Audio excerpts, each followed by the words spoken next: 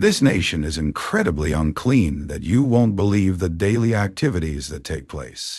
Today you will discover information about the 14 most polluted countries in the world in 2024.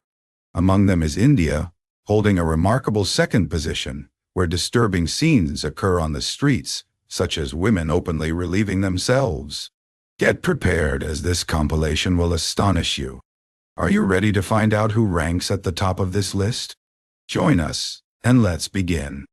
Ranking at number 14 is Indonesia, also recognized for its stunning coastlines and thriving forests. However, it is currently facing an unparalleled environmental emergency. The air that Indonesians breathe consists of a dangerous mix of pollutants. Jakarta, the capital, is the heart of this disaster. Residents wake up each day in a city where the sky is always gray, with the scent of gasoline and factory emissions lingering in the air. Wearing a mask has become a daily necessity just to inhale. Air pollution leads to the deaths of around 232,000 Indonesians every year. But that's just the beginning. Water contamination causes 640 deaths annually. 0 workplace fatalities are caused by pollutants, resulting in over 16,000 deaths. Exposure to lead, primarily from emissions of gasoline, leads to the demise of 32,000 individuals. Widespread deforestation worsens the situation.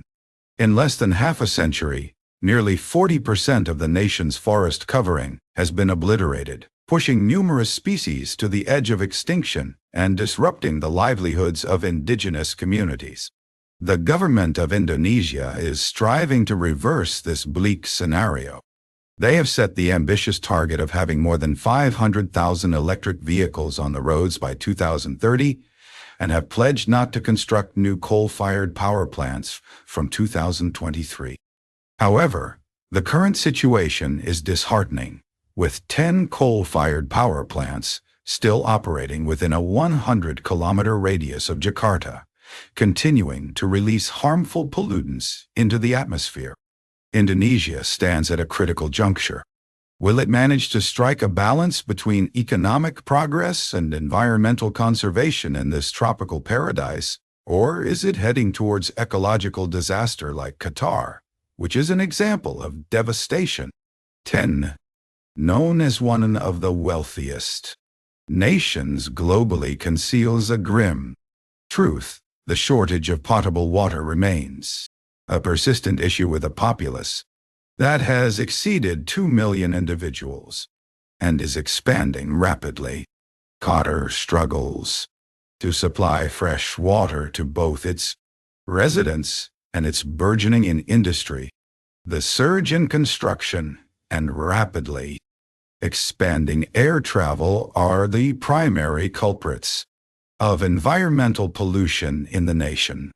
During the 2022 World Cup, Qatar faced significant criticism for the excessive volume of odd flights, with Qatar Airways solely operating approximately 60 flights daily between Doha and Dubai on match days. According to FIFA, aviation was responsible for nearly 52% of the event's total emissions. Despite these challenges, Qatar is taking steps towards a more sustainable future. During the 2015 Paris climate negotiations, the nation pledged to decrease its emissions by 25% by 2030. Recently, a solar energy facility was linked to the national grid, with the capacity to supply up to 10% of ours clean energy requirements. At full capacity, the capital of Doha has implemented a new metro system and enhanced additional green areas and gardens. Will these actions suffice to make up for years of environmental disregard? Another question lingers. Have you already signed up for our channel? If not, now is your chance to subscribe. It only takes 3 seconds. Now that you've completed that, let's proceed with the video. Bahrain, with a population of slightly over 1.33 million individuals, is confronted with environmental difficulties that surpass its size. In 2018, the average PM2.5 concentration rose to a concerning 60 micrograms per cubic meter, which is 6 times higher than the safe threshold set by the World Health Organization. There was a brief improvement in 2020 when levels dropped to slightly below 40 micrograms per cubic meter. Unfortunately, this progress was short-lived, as PM2.5 levels surged again in 2022, exceeding 66 micrograms per cubic meter, before dropping to around 39 in 23. The surge in pollution in Bahrain is largely fueled by the country's expanding energy industry, heavily dependent on fossil fuels. Industrial emissions and dust also play a significant role in exacerbating the issue.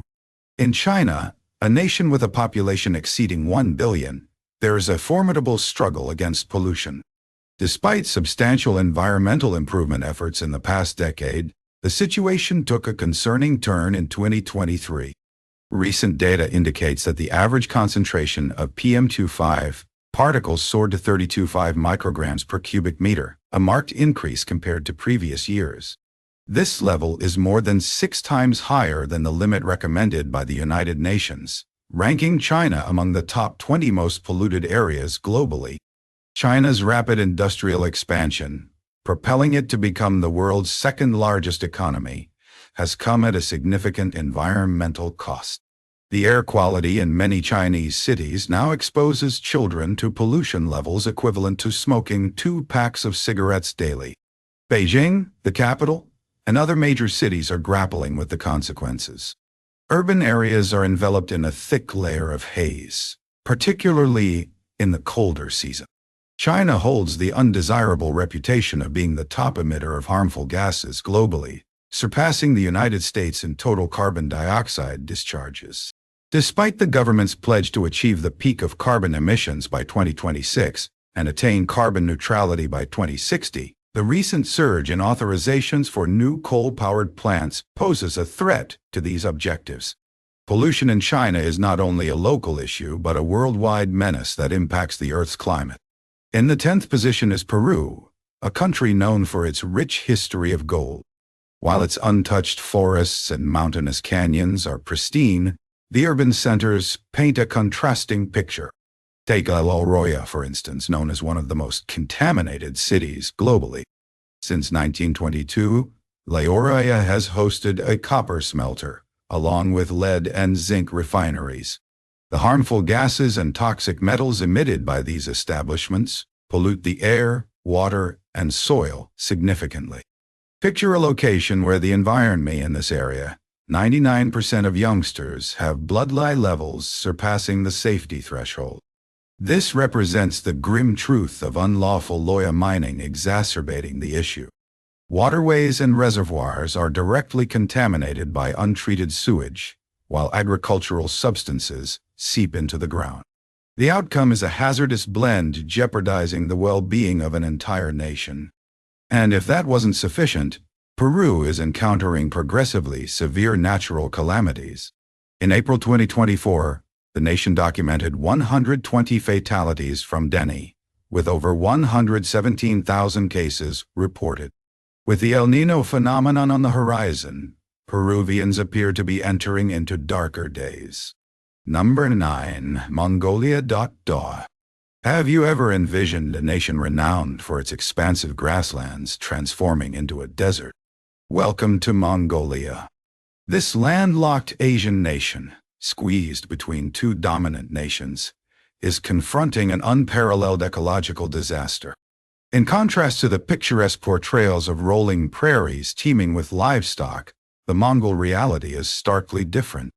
Instead, you'll encounter desolate lands and rivers contaminated by pollutants. Digging an increasingly rare flora, each spring frigid gusts from Siberia alter the landscape into a catastrophic with dust storms that obscure the sky and destroy everything in their way. Over 70% of Mongolian land is affected by some level of land degradation. Harsh weather conditions and high altitude make it challenging to retain moisture, But the main culprit in this tale is the Mongolian population itself. The livestock sector, crucial to the nation's economy, is essentially consuming the land. In 2019, the total count of farm animals reached a staggering 70.9 million, 33 million, beyond the land's capacity. In certain areas, the number of animals is 7 times more than what the ecosystem can sustain. Unregulated digging exacerbates the issue, with hazardous waste being discharged without treatment, contaminating soil and water resources. Finding a solution seems distant, as apart from livestock and digging, Mongolia has limited economic alternatives. It's simply a matter of poor sanitation that will alter your perspective on this African nation. It stands as a clear reflection of the severe poverty impacting millions of individuals. The prime symbol of this situation is the Kibera slum in Nairobi. Picture a location where 2 million individuals reside without access to fresh water, medical facilities, restrooms, or waste disposal services. In this grim setting, 50 families share a single communal toilet, if they are fortunate enough to have one. The absence of fundamental infrastructure leads to desperate measures. Many inhabitants resort to using plastic bags as makeshift toilets, haphazardly discarding them in the streets. The outcome is piles of trash and waste accumulating, serving as continuous sources of pollution. Water, a precious commodity, is a luxury in Kibera, as there are no faucets, and residents rely on rain not only for personal hygiene, but for all daily requirements. This water, often contaminated, becomes a carrier for deadly illnesses. In Kenyan cities, even the air you breathe is tainted. A gentle breeze can transport the foul odor of bacteria and waste, a nearly unprecedented environmental assault worldwide. When you travel to Kenya, it is advisable to avoid wearing overly fancy attire and to adequately shield your skin. Ironically, Kenya boasts an incredibly diverse and abundant natural landscape that remains a distant aspiration for many of its residents. Chad, a nation in Africa renowned for its abundant natural reserves like oil, natron, and gold, should be a model of prosperity. However, the reality is starkly different from expectations. Due to outdated extraction methods and rampant illegal mining and smuggling, these resources have become a detriment to the country itself. Chad's air, water, and soil suffer the consequences of this unrestrained exploitation, forming a harmful cycle where increased reliance on resource extraction leads to escalated pollution. Leaks during oil extraction, for instance, are frequent, polluting vast areas. Areas of land, and with inadequate road infrastructure and public safety issues, these incidents occur more often and with greater impact. The limited water supply in Chad is leading to an unprecedented crisis. Lake Chad, previously a crucial lifeline for the region, is slowly deteriorating due to contamination and excessive development. Picture numerous individuals losing the ability to access clean drinking water while the surrounding environment collapses. To exacerbate the situation, Chad is struggling to combat desertification as sandstorms increase in frequency and severity, consuming fertile lands and endangering the nation's fragile biodiversity. It feels like observing a relentless desert expanding day by day. The Chadian authorities are aware of these challenges, but their attempts to address them are akin to extinguishing a forest fire with a tiny amount of water. The scale of the environmental crisis appears to surpass the available resources and political determination to tackle it. The sixth largest Saudi Arabian, who would have imagined that? It's surprising that a country with significant wealth would also be one of the most contaminated. This is the nation of Saudi Arabia, where the riches from oil go hand in hand with a concerning ecological dilemma. The situation is almost unreal: modern skyscrapers and extravagant shopping centers on one side, and air so polluted that simply breathing becomes a daily struggle on the other. Saudi industries, benefiting from abundant oil reserves, release huge quantities of pollutants into the atmosphere, water, and ground, disregarding environmental regulations. Widespread corruption undermines the implementation of these laws, turning them into a mockery. However, nature also plays a part in challenging the Saudis.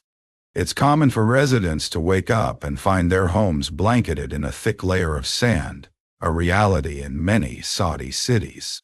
These are not tales but the daily life in these places, where sandstorms, more frequent due to climate change, not only choke the residents, but also severely harm the scarce vegetation surviving in this harsh setting. Water, or the scarcity of it, is another critical issue. The issue facing Saudi Arabia is that it is among the driest nations globally. In order to address this challenge, the country makes significant investments in desalination facilities. While this may appear to be a clever resolution, it is actually quite the contrary. These facilities are massive consumers of energy, burning excessive quantities of fossil fuels and emitting more pollutants into the atmosphere.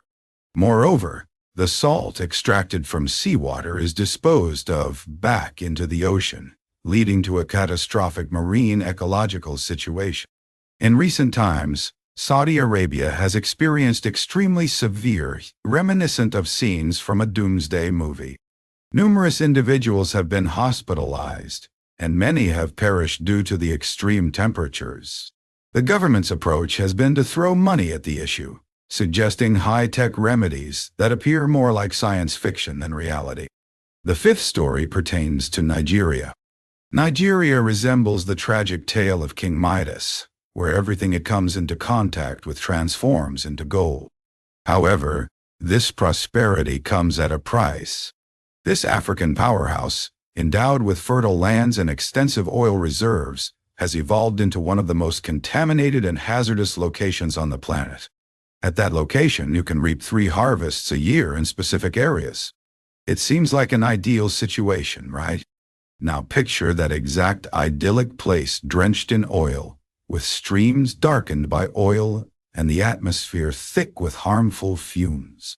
This is the harsh reality in Nigeria. The statistics are astonishing.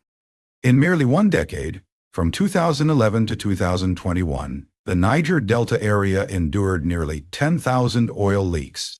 That translates to over 2 spills each day, every single day, for 10 years. The outcome? Over 466,000 barrels of oil spilled into the ecosystem.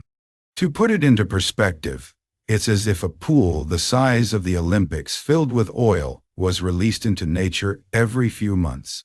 However, mere figures don't convey the complete narrative. In 1998, in the town of Jesse close to Lagos, one of the most tragic incidents in Nigerian history occurred. A pipeline rupture led to an explosion that claimed the lives of over 1,000 individuals. Many of the casualties were attempting to gather the leaked oil, driven by their desperate need for any form of income. It's an image that sadly encapsulates the detrimental relationship between Nigeria and its oil reserves. The nightmare persisted in 2011 when a spill from a Shell platform released 40 barrels of oil into the Atlantic Ocean. This led to over 168 individuals and 350 communities being impacted. Consider the entire families who suddenly lost their sources of income, fishermen left without fish to catch, and farmers with unproductive land. The toll that Nigerians pay due to this contamination is not just measured in currency, but also in years of life. In the Niger Delta, life expectancy is merely 41 years, 10 years below the national average. Now think about Congo. Picture a nation abundant in minerals, akin to a modern fairy tale setting. However, envision that very same nation drowning in heaps of waste and streams of pollution. Let's delve into Congo. Congo resembles a treasure trove brimming with wealth. Gold, cobalt, and other valuable metals are plentiful in the ground. Gold alone brings in over $40 million annually for the country. It might sound substantial, but the reality on the streets of Congo tells a disparate tale. In Congolese cities, garbage is abundant. Gatherings of waste pile up on the streets, as if they were a natural part of the cityscape. Absent are bins for rubbish disposal or regular waste pickups, resulting in towering heaps of trash that serve as breeding grounds for illnesses. Shockingly, due to the absence of public restrooms, many individuals resort to using these mounds of waste as makeshift toilets. It may be difficult to fathom, but this grim reality is experienced by millions of citizens in Congo. One might question how a nation abundant in resources could exist in such conditions. The explanation lies in a harmful combination of historical subjugation, insatiable greed of corporations, and pervasive corruption. Major Western companies extract the majority of profits from mining, leaving meager portions for the people of Congo. What little remains is either consumed by internal conflicts or pocketed by oppressive local leaders. Ultimately, scant resources reach the legitimate government or its citizens. Congo finds itself entangled in a disturbing environmental paradox, with urban landscapes marred by heaps of waste on one side and vast expanses of land devastated by unchecked mining on the other. The Congolese population is caught in between these two dire situations. The dire struggle for existence, in an increasingly hostile setting, involves Somalia. Somalia has gained global recognition for its buccaneers. Yet, what is not widely known is that these marauders were initially truthful seafarers and agriculturists. What led them astray is a tale of contamination and hopelessness that resembles a plot from an environmental thriller. During the 1980s, while the globe lauded advancements in atomic power, Somalia turned into Europe's clandestine dumping ground for radioactive refuse. Unethical corporations and criminal syndicates exploited the Somali government's vulnerabilities to dispose of tons of nuclear waste into the nation's waters. Picture this scenario: one day you are a fisherman. The next, your ocean is saturated with unseen toxins. The consequences were devastating. Fishermen fell ill with mysterious ailments.